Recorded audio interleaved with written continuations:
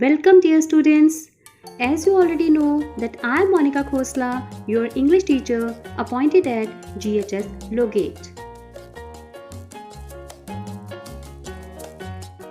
Let us start today's lesson. And today's lesson is lesson number 1 Packing by Jerome K. Jerome. तो बच्चों आज हम पढ़ेंगे packing lesson का पार्ट 2 जो कि लिखा है जेरोम के जेरोम। लास्ट वीडियो में मैंने आपको पैकिंग का पार्ट 1 पढ़ाया था। इन द केस आपके पास पुराना वीडियो आपने नहीं देखा है तो मैं उसका लिंक आपको डिस्क्रिप्शन बॉक्स में दे दूंगी। और आज हम पढ़ेंगे पैकिंग पार्ट 2 बाय जेरोम के जेरोम। आपको याद होगा बच्चों कि लास्ट टाइम जेरोम पैकिंग कर रहे थे और जब पूरी पैकिंग हो गई थी तो हैरिस ने उनको कंफ्यूज कर दिया था whether he has put his boots in or not, और इसीलिए वो बहुत कंफ्यूज हो गए थे। उन्होंने देखा कि उन्होंने बूट सच में पैक नहीं किए थे। Now we shall continue the lesson. I open the bag and pack the boots in. Who is I in these lines?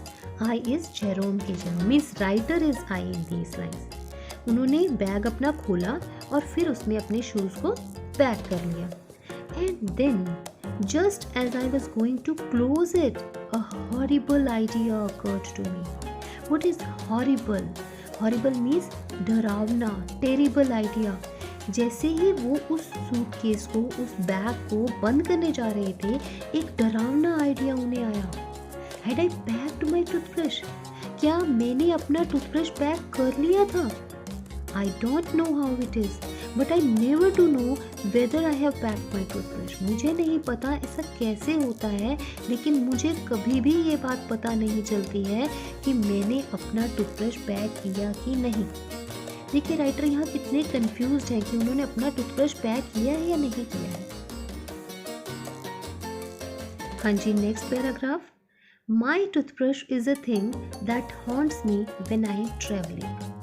मेरी टूथब्रश एक ऐसी चीज़ है जो मुझे हमेशा हॉन्ट करती है, हॉन्ट यानी कि मुझे रिपीटेडली उसकी परेशानी होती है। मुझे हमेशा ये बात, मेरे को बार बार मुझे ये बात ट्रबल करती है कि क्या मैंने उसे पैक किया है या नहीं। And makes my life a misery, और इसकी वजह से मेरी जो लाइफ है वो बहुत सैड हो जाती है। मतलब मुझे बहुत ही इस बात की परेशानी होती है कि मुझे ये बात भूल जाता है कि मैंने अपना टूथब्रश पैक किया है या नहीं किया है। आई dream that I have not packed it. मतलब ट्रैवलिंग करते हुए राइटर को ये ड्रीम, मतलब वो इस तरह के सपने लेते हैं ड्रामे। आई dream that I have not packed it. मुझे ये ड्रीम आता है, मुझे सपना आता है कि मैंने उसे पैक नहीं किया है। And wake up in A cold perspiration. What is the meaning of cold perspiration? Cold perspiration mean sweat, मतलब पसीना आ जाता है, पसीने में वो जागते हैं और पसीने में जागते हैं। और फिर मैं क्या करता हूँ, मैं बेड से बाहर आता हूँ और इसको हंट करता हूँ। हंट मतलब इसको सर्च करता हूँ, इसको ढूंढता हूँ।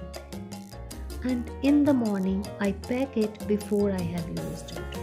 और फिर सुबह मैं क्या करता हूँ, क्योंकि सो के उठते हैं और जैसे ही सुबह उठते हैं उन्हें याद आता है कि मुझे ये बात में ढूंढ रहे होते हैं वो लोग, क्योंकि उनको याद आता है कि मैंने पैक किया है कि नहीं।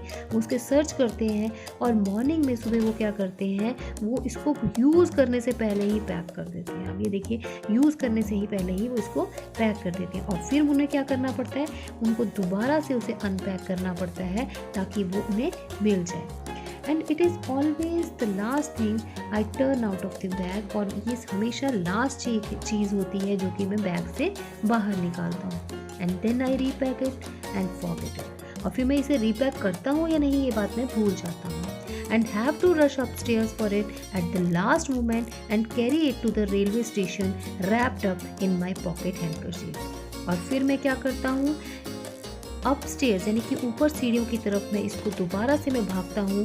लास्ट मोमेंट पर जब हम निकलने वाले होते हैं उस वक्त लास्ट मोमेंट पे मैं दोबारा से भागता हूँ और फिर मैं इसको रेलवे स्टेशन पर एक पॉकेट हैंडकरचीफ में, जो हमारा रुमाल होता है उसमें रैप किया हुआ, उसमें लपेटा हुआ, मैं रेलवे स्टेशन तक इसको लेके जाता हूँ। इसमें राइटर ने ये बताया कि ये चीज़ उनको काफ़ी परेशान करती है कि मैंने अपना ब्रश पैक किया है नहीं किया, और ऑलमोस्ट वो उसको भूल जाते हैं और फिर लास्ट मोमेंट पर उसे लेकर जाते हैं। इसका मतलब ट्रैवलिंग ट्रैवलिंग करते हुए उन्हें ब्रश जो है एक उनके लिए बहुत परेशानी वाली चीज़ बन जाती है।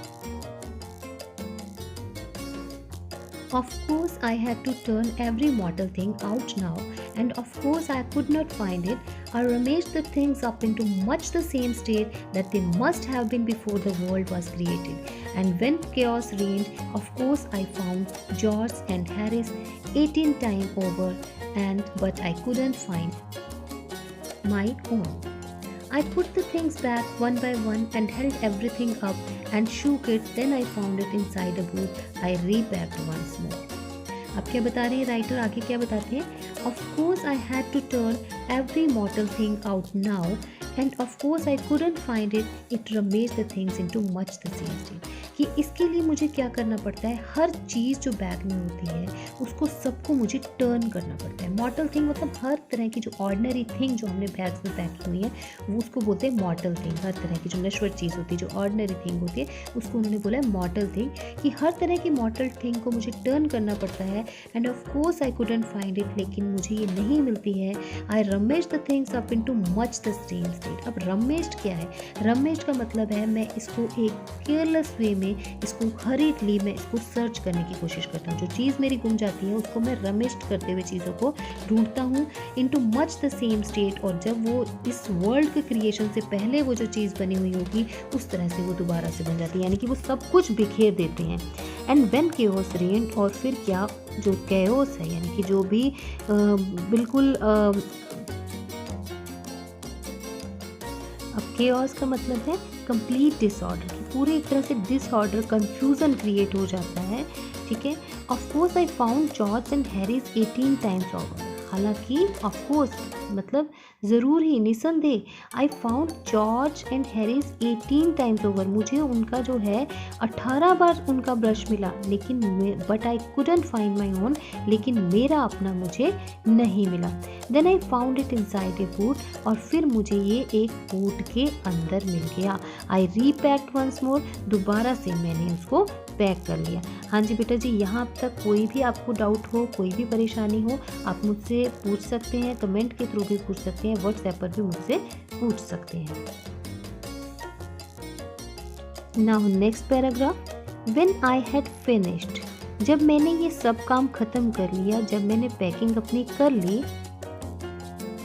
तो जॉर्ज ने पूछा if the soap was in, क्या पैकिंग में जो आपने पैक किया है बैग उसमें सोप है?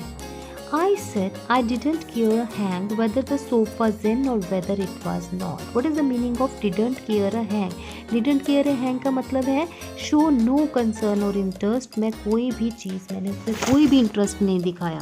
मतलब जब उन्होंने कहा कि क्या इसमें सोप है, तो राइटर ने कोई भी इसमें इंटरेस्ट नहीं दिखाया, क्योंकि वो ऑलरेडी बहुत बार उसको खोल कर बंद कर चुके थे, इसीलिए उन्होंने उस चीज़ को इग्नोर ही कर दिया। And I slam the bag shut, और मैंने क्या किया, बैग को स्लैम करते हुए, स्लैम का मतलब बहुत फोर्सफुली या बहुत लाउडली मैंने उसको बंद किया। किसको बंद किया? बैग को बंद किया। And strapped it, strapped it मैंने पहले भी आपको लास्ट वीडियो में भी स्ट्रैप्ड का मीनिंग समझाया था। स्ट्रैप्ड का मतलब होता है close. And found that I had packed my spectacles in it, और जब मैंने बहुत ही तेज़ धमाके के साथ फोर्सफुली मैंने उसको बैग को शट कर दिया और स्ट्रैप कर दिया और उसको क्लोज कर दिया, तब मुझे पता चला कि मैंने उसमें अपना स्पेक्स भी पैक कर दिया है। And had to reopen it, और मुझे दोबारा से इसको खोलना पड़ा।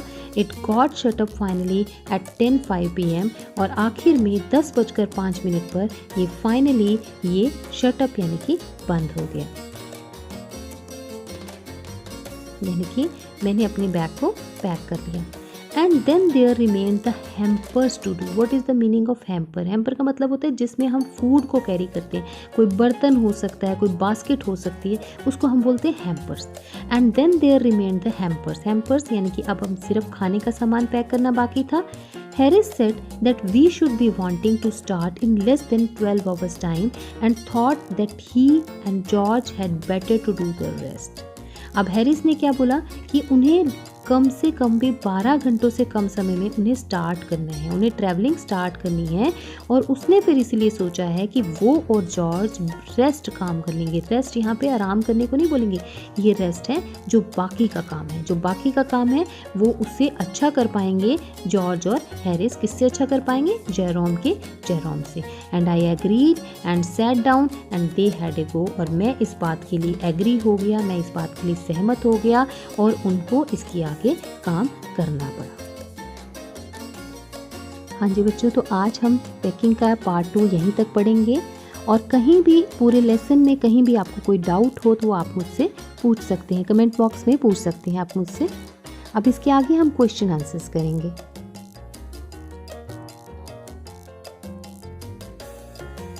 हाँ जी, 4 क्वेश्चंस हमने फर्स्ट वीडियो में किए थे। अभी इसके आगे के हम क्वेश्चंस करेंगे। ये है 5th questions. What did Harris say after the bag was shut and strapped?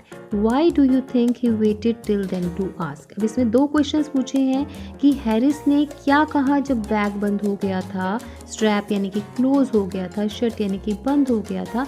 Why do you think, तुम क्यों सोचते हो कि उसने इतनी देर तक वेट किया उसको पूछने के लिए?